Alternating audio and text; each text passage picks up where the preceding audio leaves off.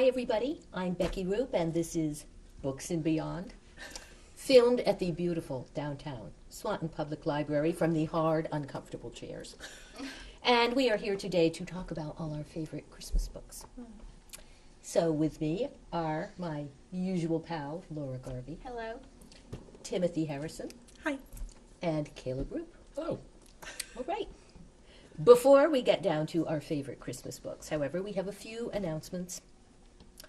Coming up on December 2nd, Saturday, we're having cookie decorating at the library, which was so successful last year that this year we are having 2 complete cookie decorating sessions. 11 to 1:30, come in and decorate your cookies. Okay, favorite cookie? Chocolate chip. Hungarian. Everything. Okay. Everything cookie? It's an everything cookie. What's an everything cookie? You put whatever you have in your cupboard: sprinkles, chocolate chips, M&Ms, Reese's Pieces. It's like a smorgasbord. So, but you don't go totally overboard. You know, it's not like tuna fish or anything. No. It's not like an everything bagel of cookies. Yes. God. Okay, cookies. December 5th, the library is celebrating St. Nicholas Day. So, kids, bring your shoe. One shoe, not a boot, not a giant rubber boot or anything, a shoe, to the library and leave it overnight on the evening of December 5th, and St. Nicholas will fill your shoe with goodies. And you can come back on the 6th and pick it up. And December 14th, well, this is a little bit less fun, but the Swanton Writers Group meeting is on December 14th. And there may be cookies, because it is our December meeting. I won't be able to eat the cookies. Why not? Why not? I'm getting my wisdom teeth out on the 12th. Oh, God. Yeah. And it's Mom's birthday. We were going to go see Loving Vincent, but Okay, I'll tell you what, we'll bring pudding. we can... Just for you. Thank There'll be you. a pudding. Okay, the Swanton Writers Group, open to anybody who has any interest in any aspect of writing. And I think we're really a charming writers group. So, come join us. Coming up for anybody who's interested in writing are a couple of really cool things. One is Montpelier's Poem City. Have you ever gone to that? No, what is that? It's great. What they do is they celebrate, I think it's April is National Poetry Month. So they take poems written by anybody who wants to submit a poem, and they post them all over town. So it's really cool. Wow. So Vermonters of all ages and experience level are welcome to submit original poetry. No dirty limericks. Doesn't say. Really? There Oh, were- I would have thought that would have been a given. There are guidelines. Dirty limericks are clearly welcome. So, bring it on. Okay, you've got through February 1st, 2018 to compose your poem. Dirty limericks. And go to kellogghubbardlibrary.submittable.com for guidelines and info on how to submit your poem. I think we should all do We this. should do that. Oh, yeah. West Mom's doing that. I can think of some choice rhymes. I bet Noelle's going to come up with something good for that. I'm sure Noelle is going to come She up with is something totally going to. fantastic. The other thing that's coming up is the Children's Book Discovery Award, which is phenomenal. It's sponsored by Candlewick Press. It's open to anybody who has not yet published a children's book. So they're looking for picture books, middle grade books, YA novels. If you're self-published, you're still eligible. You just can't have been published by a mainstream press. So you can submit a book in one of their multiple categories, and they will shop your book around and possibly publish it. That's exciting. Yeah, there are a number of Laura, do you have something you're going to submit? No. No? No, I can't write, very well. I can appreciate... You can't write very good, Laura. Yes. Grammar. Grammar, please. This is a book show. Oh my God. No, I'm not a very good author. Okay. Oh, pish. Okay. So there you have it. Children's Book Discovery Awards. Check it out online. Poem City. And now we're going to talk about Christmas books. Okay, favorite Christmas books. Who would like to start? Well, I can start. Had a little trouble thinking about this because there's a difference. There are children's books for Christmas for like very young children, and then there's like how adults deal with Christmas books, and there isn't very much in the middle. And so it's like the children's Christmas book that I remember as a child was The Jolly Postman, which. Oh, you have it! Oh! You have it! Yes, and it's right here. This is the most fantastic thing because it's completely interactive, and I'm trying to find one of the cards.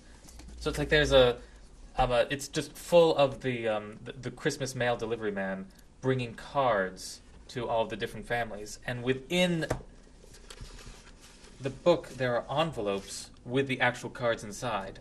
I love that book. And so you can it's actually kind of weird. You're reading the mail of the town. It's like there's something. Looking back on it, there's something kind of creepy about it.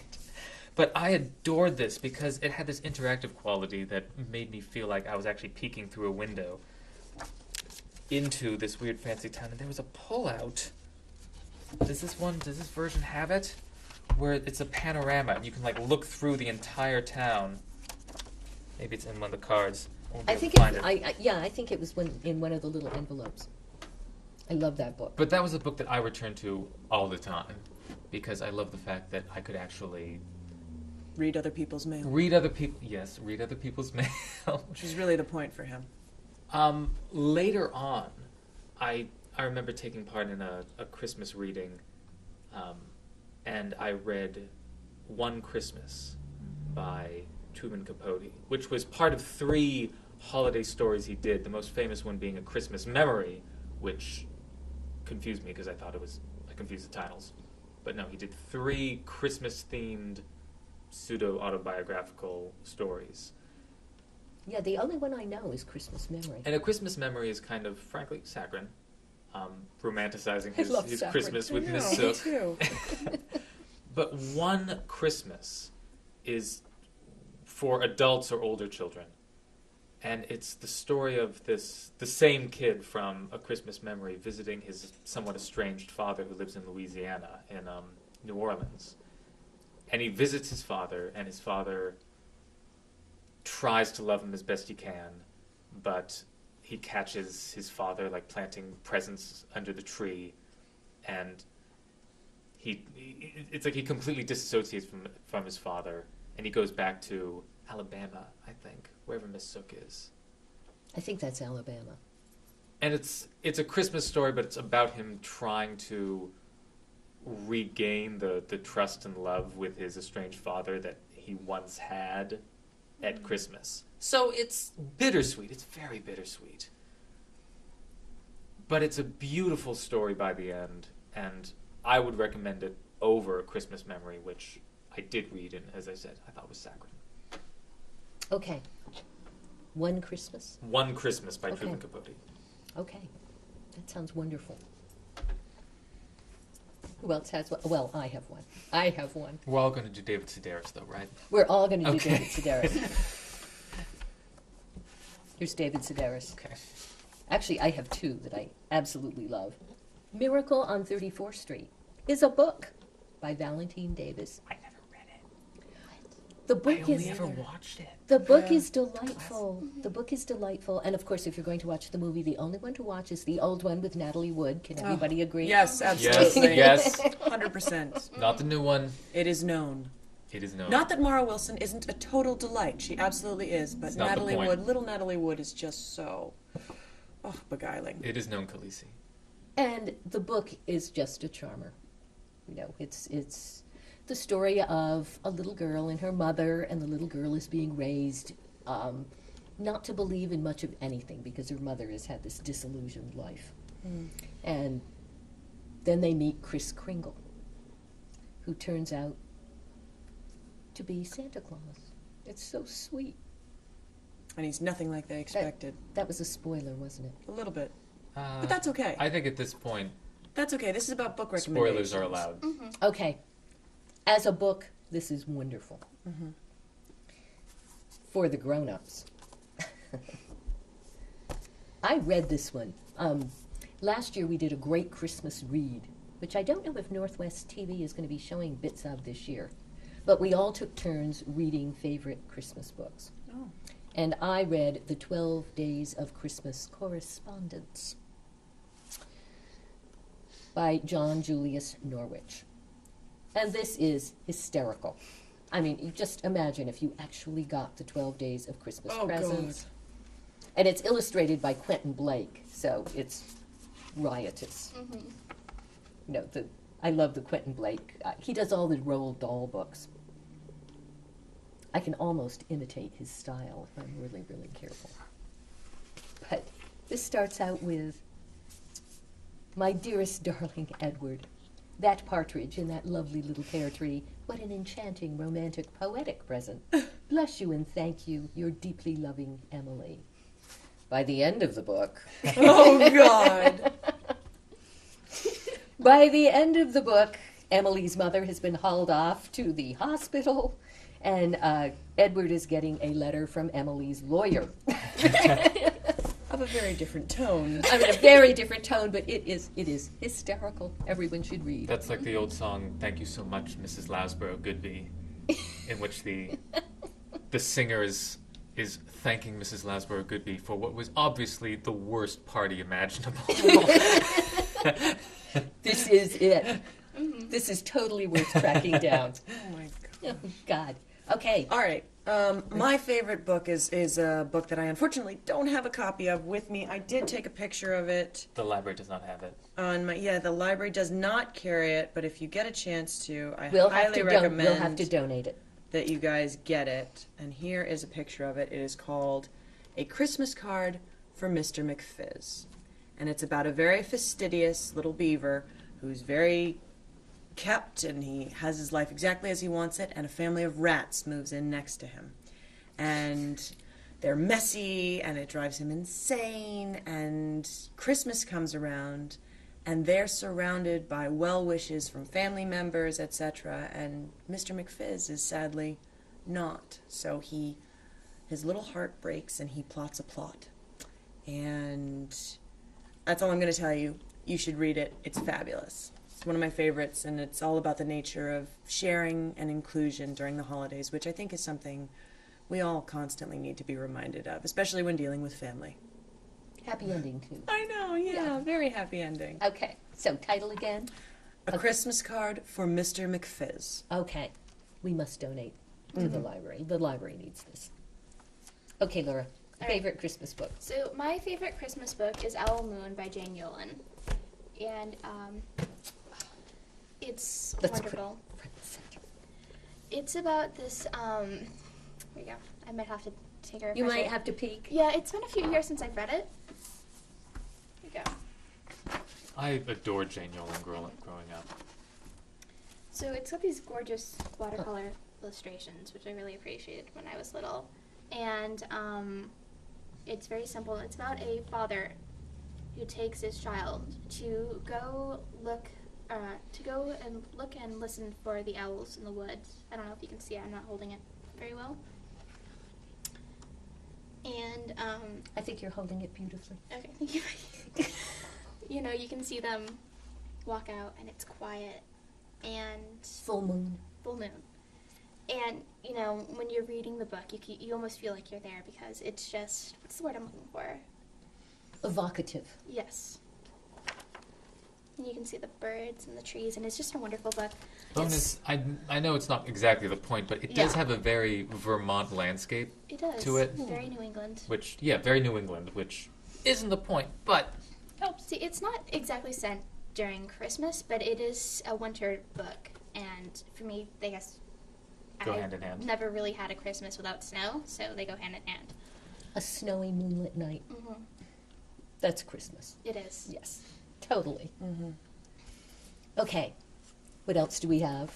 Child's Christmas in Wales. Oh, yes. Yes, yes, Yeah. yes. A wonderful book by Dylan Thomas, Oh, wow. who has the most wonderful memories of his childhood Christmas in Wales. That is like a separate. There's a difference between books that are written of people's memories of Christmas versus people's idealizations of what Christmas is supposed to be. So you have books written for like little kids, like The Jolly Postman, which I adore. But it's like it's creating an idea of like this is the perfect sentiment for Christmas.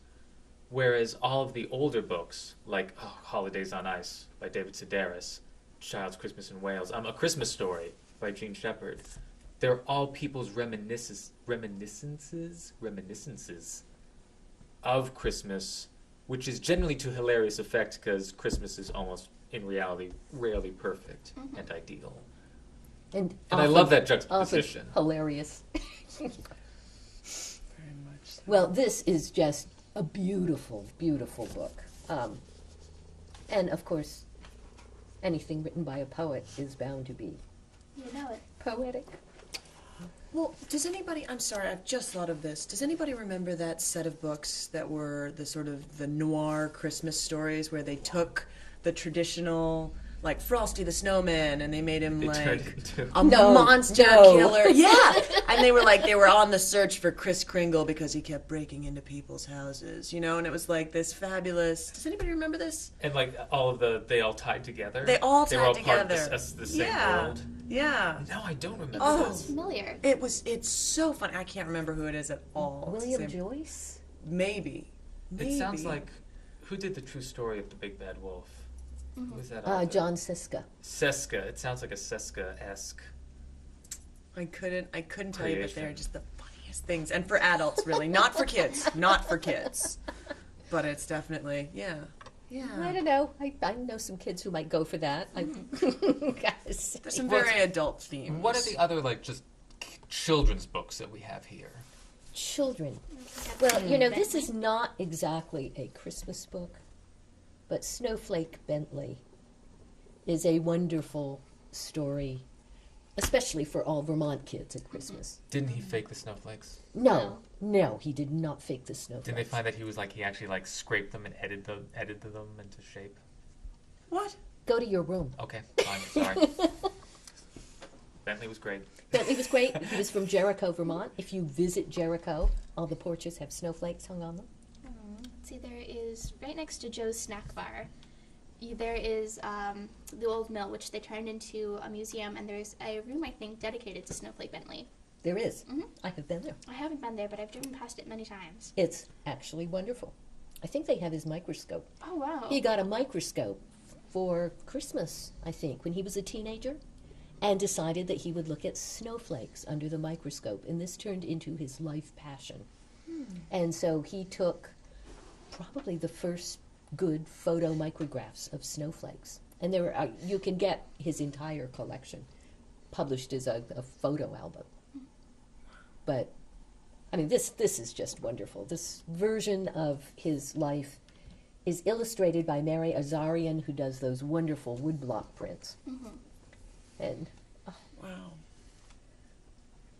you know, there he is. Catching snowflakes. Snow in Vermont is as common as dirt. Why would anyone want to photograph it? But from the time he was a small boy, Wilson Bentley, or Snowflake Bentley, has thought of the icy crystals as small miracles. Okay, I think it's a good Christmas. Yeah. It's only like 50 snowflakes though, because after that they just started repeating. They don't repeat. They never repeat. God. Okay, what else do we have for little kids? All right, let's do some Jan Brett books, maybe. Oh, Jan Brett, absolutely. So Jan Brett is one of my favorite authors and illustrators. She does these, I don't know if they're, yeah, let me see, I think the Gingerbread Baby, which is like the story of the gingerbread man. And as you can see, they're like these, it's very decorated, almost, I guess, Scandinavian inspired. Yeah, definitely. very she detailed. does those wonderful borders that are like, you know, Norwegian sweater patterns almost. And it's a very, I guess, immersive story, or I guess her books, because, you know, her writing is fantastic. But hold on, then The you Three have Snow Bears. Yes. Does she illustrate her own Then you have pages Yes. like these. her own work? Oh, That is gorgeous. Look at that. Look, Aren't those I want a beautiful? shirt like that. That's fabulous. Isn't it? Wow. Lapland. Owie, yowled Baby Bear. My breakfast burned my mouth. We'll go for a stroll and let the soup cool, Mama Bear said. It's the three bears. Oh, it's so cute. In Look, the they're snow. bears. Let me see that one. And then Oh. we've got another one, The Wild Christmas Reindeer, which I actually never read. It's beautiful. But here we go. The first page. I remember looking at this in the school library, but I ran out of time.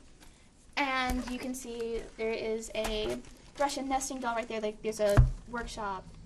You got building blocks, Yeah. little letter blocks over here, and it looks like two elves that are whittling wooden toys. Yeah, in the this corner borders up have here. all this detailed Fabulous visual detail. storytelling, not included in the text. Which is very useful, especially since you've got to get through that much text for a kid who might not, you know, know, have the attention span to point. last through the page.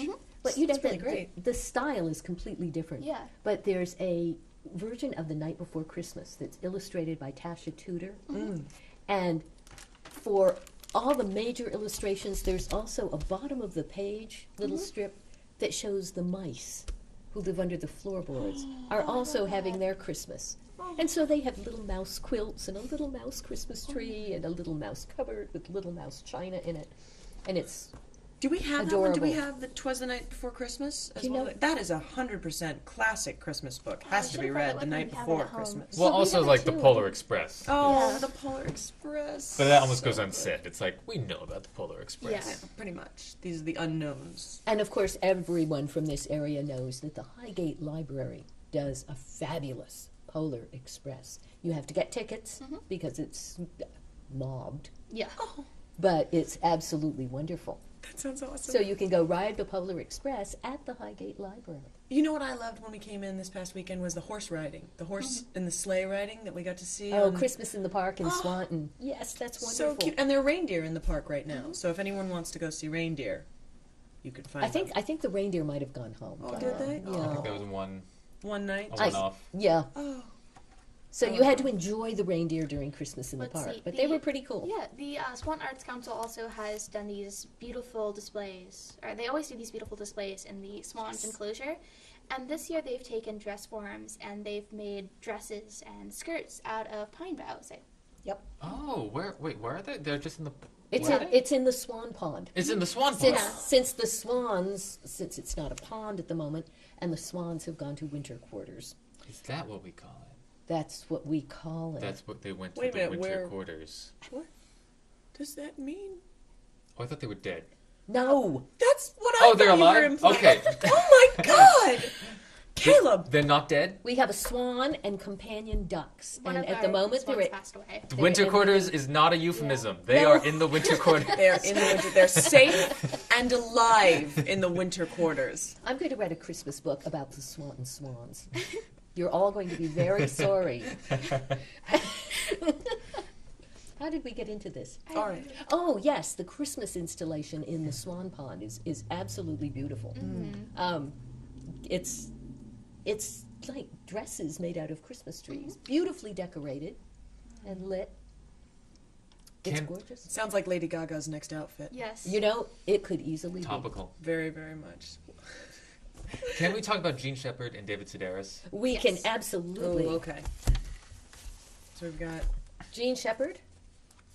Let's start with Gene Shepard. Like Gene lamp. Shepard's A Christmas Story. I mean, I would say that probably most people have seen the film version of A Christmas Story. The book differs from the film version, but it's an excellent intro to just Gene Shepard's essays in general. Because A Christmas Story is just one part of his Opus. opus about growing up in this town with all of the same characters. And while this is an excellent intro, it's like the entire like rich series of him writing about his family and his friends in his hometown is fantastic and should be read. And kind of like One Christmas, it's not all happy. It's like it's bittersweet. It's like there's a lot of awkwardness, some of it funny, some of it like less funny. You're a big fan of the bittersweet. I love the He bittersweet. really I love the is. bittersweet. Let's just know that all recommendations from Caleb have a bittersweet aspect to them. Like they're gonna make you cry. Don't use the finger on You saying bittersweet, you're using that the entire time. Let's be real. Let's It's- just get down to brass tacks. You're gonna sob at some point. It's so easy to relate to this book. It's everybody's somewhat dysfunctional family.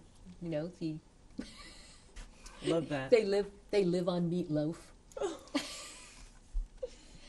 They're always harassed. The father yells. Oh, and doesn't he get that lamp that... Yes, that is the signature part of this story. Is the father wins a prize of a lamp that's a lady's leg in a fishnet stocking, and he puts it in the window, and Which the mother hates. and the mother loathes this lamp, and it's absolutely wonderful.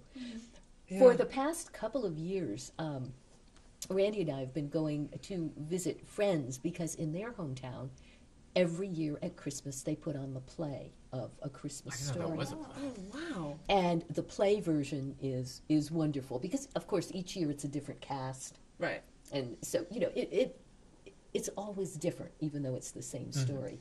But in town, somebody has acquired the lamp, so you can drive by their house on play night. The curtains are open, and there in the window is the leg. It's wonderful. And it's also an excellent book to read out loud to a group of people who have the attention span to appreciate it. No insult to small children. It's just that you can read this like at the kitchen with like a glass of port with your family if Yes. you so desire. Oh yeah, we'll do that.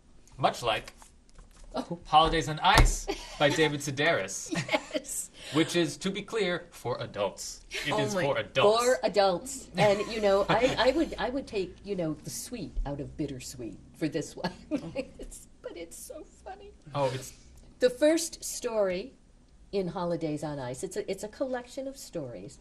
The first one is my absolute all-time favorite. It's called the Santaland Diaries.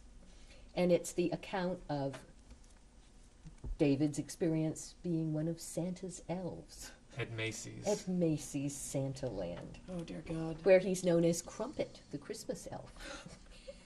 It's really terrible. It's like if you But read it's just wonderful. one story from the series, it's like read that one. Because that is the signature story. And in addition to just being hilarious, it is also interesting because he talks about what it's like to work behind the scenes at Macy's around Christmas. So even though he is a satirist, it does open a little window to this oddly horrible world that we should never take for granted. A lot of effort and pain goes into it. He arrives in New York with high hopes that have been challenged. In my imagination, I'd go straight from Penn Station to the offices of One Life to Live, where I would drop off my bags and spruce up before heading off for drinks with the stars of the show. Actually, he becomes a full-time elf because his college loans are due and he's in trouble. Yep, this is totally worth it. Let's see, what else do we have? This is for children. Let's do a children's one. Mr. Willoughby's Christmas Tree.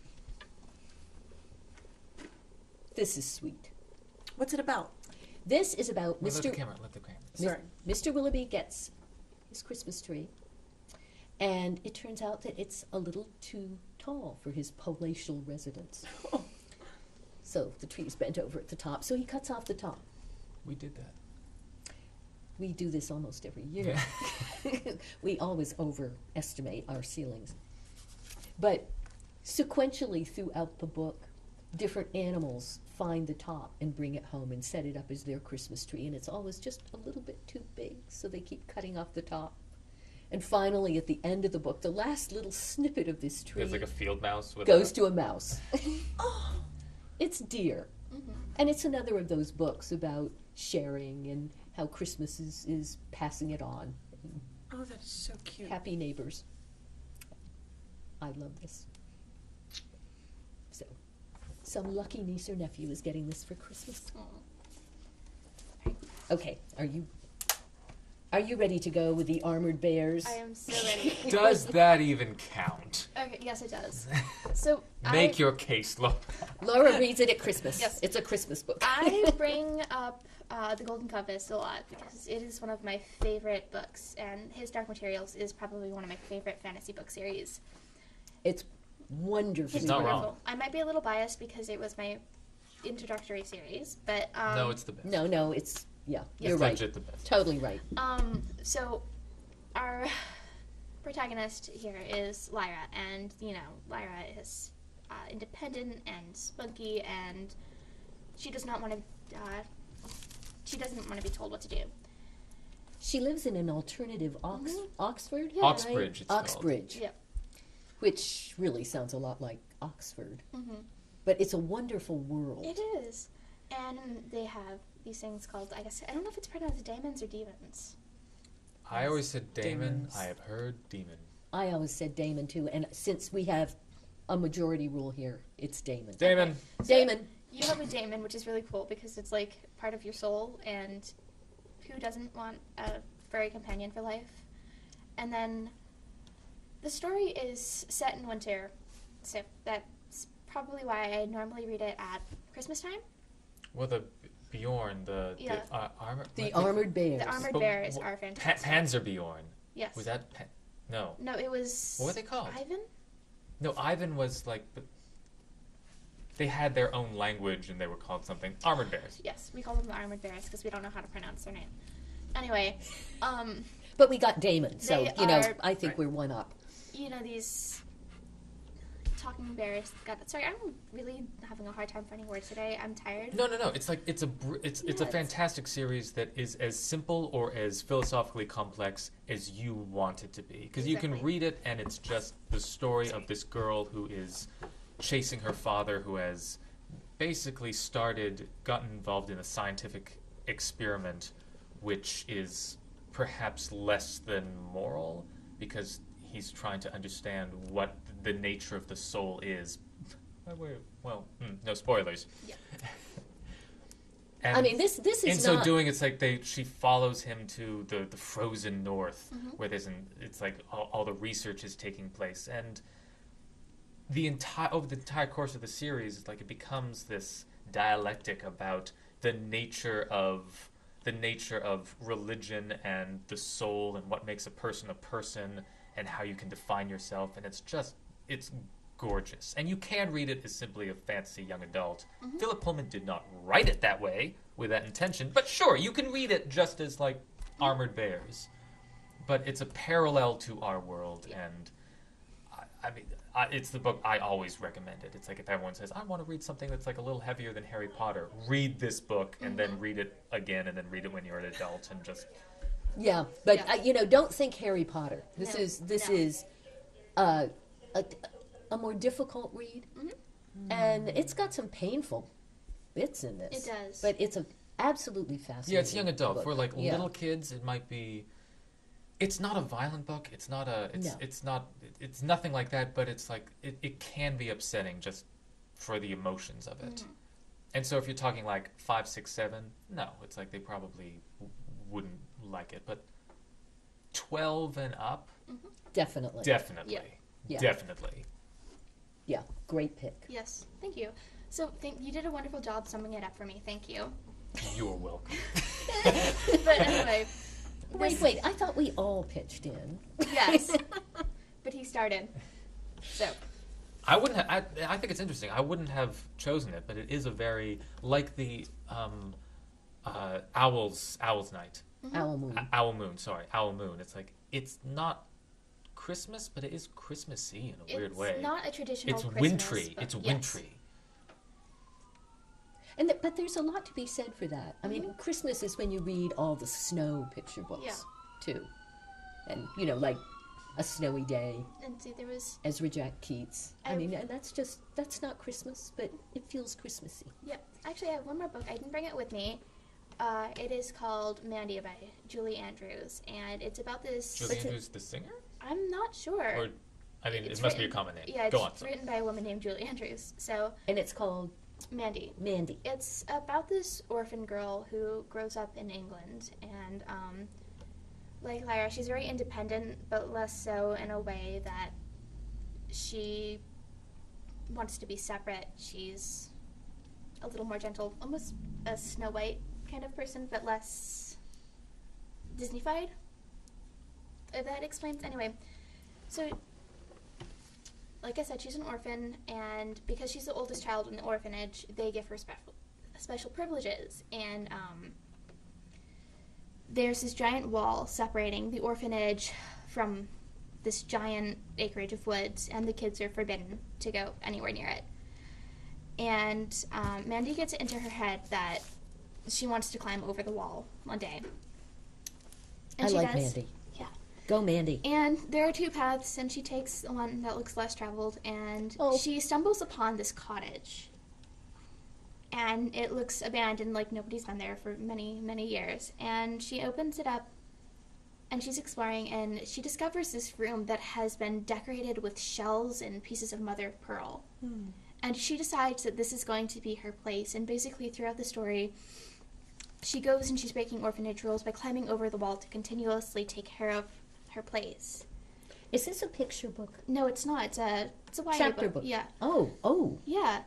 And it gets colder and darker, and there's storms in November, and one day when she's walking through to get to the cottage, she gets stuck in a really bad storm, and she ends up getting really sick.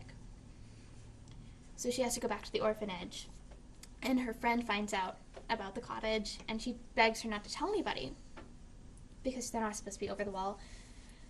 And so she goes out. Mandy goes back out again to her cottage to take care of it because she's worried about it in the storm, and she ends up passing out because she's really sick. And she's rescued by somebody. And it is actually set in Christmas time in the later parts of the book. So it's basically... Definitely counts. Mandy ends up finding a family.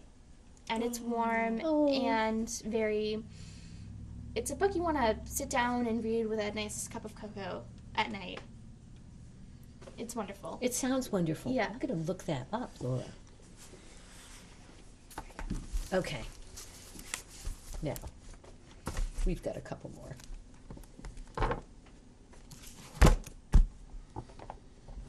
The aptly named. Tall Book of Christmas because it's tall. This is an old book.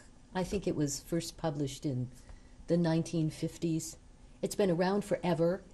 Now it's out of print. So if you can track it down, or if you've got a copy, hang on to it because it's vanishing. It's also worth a pretty penny. Not this one, because this one is all ragged. Not this one because this one was ours. It's well loved. This one was probably It's very well mine when I loved. was a kid. Wow. But it's a collection of short Christmas stories, Christmas poems, Christmas carols. You know, we always loved this one. Actually, in our household, we did a play based on the story Granny Glittens and Her Amazing Mittens, Oh, yeah. which featured edible mittens. Ooh, Yeah, that's yummy. What that was It was flavor? a little- really attractive to me as a child. Yeah, The idea of... eating a woolly mitten. I think that's why I like licorice, frankly, because they were like made out of like these... Yeah. She ended It's up... like imagine knitting with red vines. Oh. Yeah, she wanted colored yarn, and the yarn store sent her only white yarn. And she knew that kids didn't want just plain white mittens, so she had to do something clever. So she went to her pantry, which was full of brightly colored candies, and dyed the yarn in candy. Ooh, yummy. And so at the end, when the kids got their Christmas mittens, they said it was the best present ever, and then they ate them. It doesn't work because it's still yarn underneath all the candy. It's like... It's a children's story. I forgot about that. I thought it was actually just made out of candy. No. No, you have to suspend belief. I mean, there is something to be said for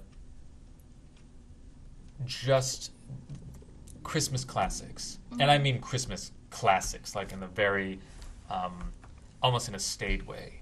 Because there are so many Christmas books for children published every year that's like a new take on Christmas.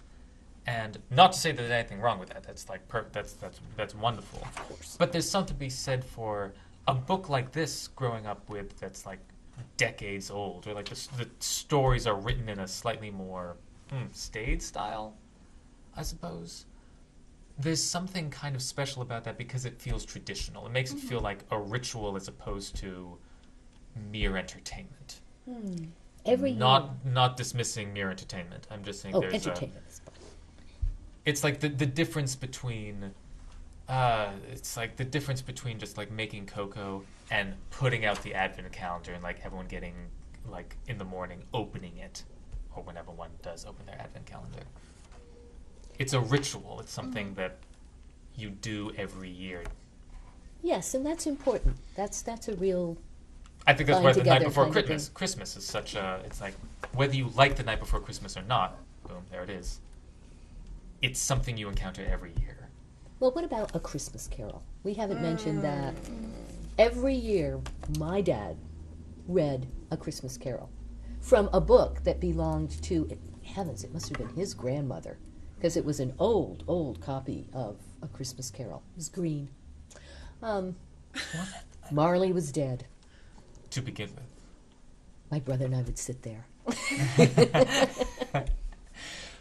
So A Christmas Carol, it's wonderful. I don't. Did you ever read that to? Did you ever read that to me and my brothers? I'm not sure I did. I don't think so either. I don't think I ever. I never read it myself. I read other Dickens, but by the time I was reading Dickens, it's like I didn't read A Christmas Carol. But that's interesting because the most important thing, it doesn't really matter what the book is. It kind of matters that you and your family have your traditional I mean, we always read Holidays on Ice by David Sedaris. Yes, we do. We love Crumpet the Christmas Elf. Because it's absolutely fabulous. But you did A Christmas Carol. We did. Which, Frank, that sounds like a really good one because it's We did. meaty enough but also charming enough to be accessible. A tradition, of course, in our home is to watch the Muppets version of A Christmas Which is the Carol. best Christmas movie. It's the best Christmas movie. Ever. Yes. That's I on don't know, record. The Muppet That's Christmas a fact. special is pretty good too. It, The Muppet Christmas special, when they all get together, all of them, the guys from Sesame Street, I the never guys saw from the Oh my gosh, Muppets, yes, the guys I from watched that when I was Fraggle little. Rock, all of them in one house together. Was that one where they went I skating? never saw that. I think that there was skating in Yeah. there. Yeah, but it was a very big blizzard, and you have amazing things like the Swedish chef pitted against Big Bird. You know, with the gobble gobble, and he's trying to get the Christmas chicken in, and he and a flirty, and then he sees the Big Bird, and he's like, "Ooh." He wants to cook Big Bird. Yes. So I don't know. In terms of Muppet Christmas special, I would say the Muppet Christmas special might be. Oh, up boy. You've there, a intrigued me. contender. Yeah, You've we intrigued have me. to see this one. It's quite good, quite loving, and you can get it on Amazon too. So All right. See, It's on our list. We always watched Babes in Toyland. oh, original which one. one? The original one from What's- like, the 30s. Which one? Oh, Yeah. Did you ever see the Drew Barrymore version with Keanu Reeves? Yes. I like that one. Yeah, that was pretty good. It was. She did a great job as the little babe. And We always Keanu liked- Reeves was quite wonderful. We always liked We're No Angels We're No Oh, Angels. We're No Angels. Yes. with Humphrey Bogart It's a good one. And I a was- snake. about 3 escaped convicts on Devil's Island in like 1910 or something like that. I don't understand how that one's a Christmas. Well, I It's guess set in Christmas. It is. It's It's, Christmas. Technically definitely. Christmas. It's down in the islands, though. There's no snow. I always think White Christmas is the one to go White Christmas is a classic. for. With Oh, Bing and, Crosby. Polar Express. Polar Express with Tom Hanks, the new one. Yeah. Oh, I never saw that. I never saw. I See, prefer that the. I'm such like. Yeah. I grew up on the books, so I don't know. I've never read the book, but the Oh, movie the book came is out when I was wonderful. little, and I remember watching that every year. So The book is Really? So okay. So the movie exquisite. itself Yeah. actually holds. I'll check it out. yeah, That sounds it's good. pretty good. It's a Yeah. wonderful life. It's a wonderful, Wonderful life. See, Oh. there was a showing at the Weldon last year, I think. This is the beyond of books and beyond. The beyond books. Yes, we've We gone are. beyond the books. Do we have any more books that we should show? I think we went Oh, through. Velveteen Rabbit. Oh, yes, Velveteen okay. Rabbit. I'm so sorry. The Velveteen Rabbit, a classic Mm-hmm. about a little toy rabbit who's gotten as a Christmas gift who only wants to become a real rabbit, and how he handles that back in what, Victorian England? What was it? Victorian? How old? Edwardian. Edwardian Yeah. times. 18. Well, we know that cholera Yeah, was an issue. Turn of the back 20th then. century. So Scarlet fever. Scarlet Scarlet fever. Mhm. was- Sorry, I thought it was cholera. My bad. Well, there we go. Yeah, absolutely classic. and Those of you beautiful. who are wondering about this sudden reference to disease, the child who receives the rabbit gets sick. Sick, doesn't die. It's okay. It's all right. Don't it's worry fine. about it. Yes. Happy ending. Absolutely happy ending. Absolutely happy ending. Now, if you want not read The Secret Garden, that's Oh like, ooh, my Scarlet. God. No, that was cholera. What is Yeah. it with you and That the was bittersweet? cholera. I mean, don't. It's That was just- cholera. Oh my lord. Or Little Women, you know. Scarlet fever. That was Scarlet Fever.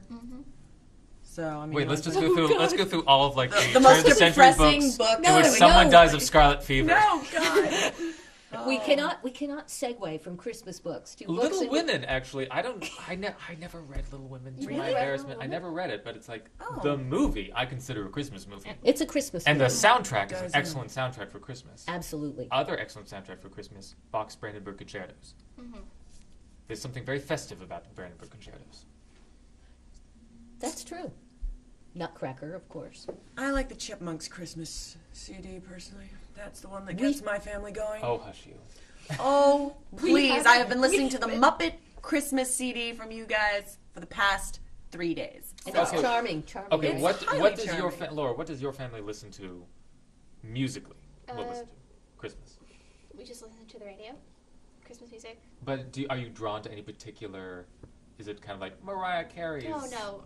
Well, personally, I think my mom likes Mariah Feliz Carey, Navidad. but I like jazz. So like That's big classic. band music.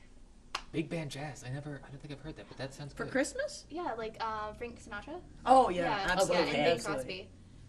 I'm just I a always big, think of that as crooners. I don't Yeah, I'm a big think of it as fan big of band. big band. That's a good choice. And Lucille Ball too. I don't know if she does any Christmas No, music, but she doesn't sing. Lucille Ball was famous for being a really bad singer. actually, before she did Woman After My I Own Love Heart. Lucy, she was a singer for big bands. I Was think. she? I believe so. Yeah. Well, then her persona on Lucy was very much about not being a singer at all. You know, Ricky, why can't I sing with you? Because she did a good job. Yeah. She was a good I actress. love Very Lucille good. Ball. It's We just- wouldn't have Star Trek without Lucille Ball. Really? What? Yeah. So Excuse me? yeah, we You've wouldn't. just piqued his interest in a big way. Arr? So I guess she and Desi, they were. Who produced Star Trek? Gene original Roddenberry. series? Gene Roddenberry. No, not produced. Sorry, what channel? Oh, I have no idea. CBS Yeah, I originally. think she was. I don't know if she was a big backer on CBS, but she definitely was a big name. So when they first, I guess, introduced the idea to her, she thought it was going to be, like the USO going around and entertaining soldiers. Oh, it's like Star Trek. Yeah. It's like stars So trekking she around. was kind of mad at Oh, that. God. But Star they told her Trek. that it was going to be like So she set in space, misunderstood so it she was and mad at backed that. it. So when they, no, at first she wasn't going to do it. Well, she didn't do it. Lucille Ball? Yeah, She was never on Star Trek. She was never no, but she, wasn't backing it. yeah. Yeah, yeah. Or she, and then she ended up. Sorry, I'm not really good at explaining things. No, you're No, I'm fabulous gonna- at no, I'm explaining. gonna You're look- explaining very well. I'm Let's going to look look this this up because up. I know nothing about like the origins of Star Trek and Lucille Ball. There was a late night PBS special. Yet About Lucille Ball. another reason to love Lucy. Yes, She gave us Star Trek. she gave Oh us. my God. Imagine. See, I might be wrong because I was half asleep when I watched that, but I'm pretty sure that No, we'll- we wouldn't So have these Star Trek could without Lucille Ball. theoretically Okay, be Just hold this up the to your face. subconscious. We're going to research this later. We'll figure out the story. Yeah, we'll get back to everyone on this one. Yeah, that's good, Laura. I like Peter, Paul, and Mary's Holiday Celebration, Oh, Oh, I that's love good. that. which I don't know how to. It has some very bittersweet songs. It does have Oh bittersweet my songs. God. No, it really does because it's like Buzzword for the day they- is bittersweet. They sang a lot of traditional music. They did Bob Dylan, "Blowing in the Wind" as a Christmas song, but they also took like traditional Jewish and Hanukkah songs, Coventry Carol too is on that. and there's a piercing quality to a lot of that music, which when I was a kid, I found it's like there was a serious aspect. It put a serious thread through the holiday season. Could the not be said? Could Yeah, the this same is- not be said for like Big Band or Nat King Cole? No. Or, I No. mean, because there's No, something. it's not the same because no, it these has are to do these are with- really haunting. It's, I mean, it's beautiful. it's like music. I can only take so much at a time of like sleigh bells ringing and da da da da da. Yes. Da. It's like it's fine, but there was something about them singing about the actual Well, yeah, but I would say origins of. I would say that Nat King Cole singing "Have Yourself a Merry Little Christmas" has a very well, not necessarily bittersweet, but you're very right. depth Yeah. to it that sort of I love speaks that. to the Yeah. aeons of Christmases before You're right, and the there heartbreak from Christmas. I mean, You're correct. No, Yeah, you're right, and yeah, I wasn't thinking of you're that right. particular song, but that's a good version. I Or figure the you were. John Denver. I know it's John Denver and the Muppets, but John Denver is on it, and there's things where the Muppets don't sing. And But when they do sing, they're really charming. John Denver singing "Have Yourself a Merry Little Christmas," or the Valley when the water river meets the sea. river meets the sea. It's like, Oh, that's Sorry. beautiful. they're very beautiful. They're very haunting. I still think my favorite is Alvin and the Chipmunks. You were serious about that. I was absolutely serious about that. Christmas time is near. That one, Yeah, when they were Okay. like really high. I know people who love the Three Tenors Christmas. I don't even know who those are. The Yeah. Pavarotti, the other two. So you don't even know who those Pavarotti. three are. I'm not a fan. Two I'm not a fan of their Christmas. What he's saying is he doesn't know what he's talking about. Okay. Yes, good. We'll end again on The Jolly the Jolly Postman. Christmas Postman. Aw. So Christmas cards will be coming soon. This will be fun.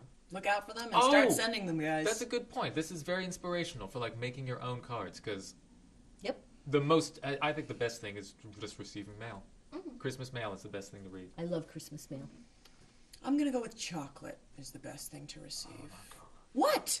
What? You put out the opinion there. I'm adding my opinion. My opinion is chocolate. I go for chocolate. Christmas chocolate is the best gift Books. to give. Books are the It's best a gift of gift. love. That's the two best- beyond. Two beyond the Okay. bucks. That's way beyond the books. Your favorite book is the best book to give. Oh, yes, that's, that's very true. excellent. Yeah, Yeah, you give someone your Okay. favorite book. yeah, absolutely. Don't You're force sharing your books something on you me, love. Laura. They're going to take the Golden Compass, and you are going to like it. Well, I do love it. I love Yeah. it already.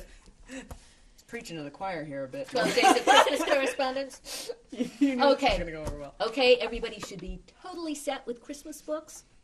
So Just have reading. wonderful holidays, everybody, and thank you so much, guys, for being on Books of Thanks for Beyond. having us. Thank It's you. been very fun. It's fun. Okay, bye. Merry Christmas. Merry Christmas.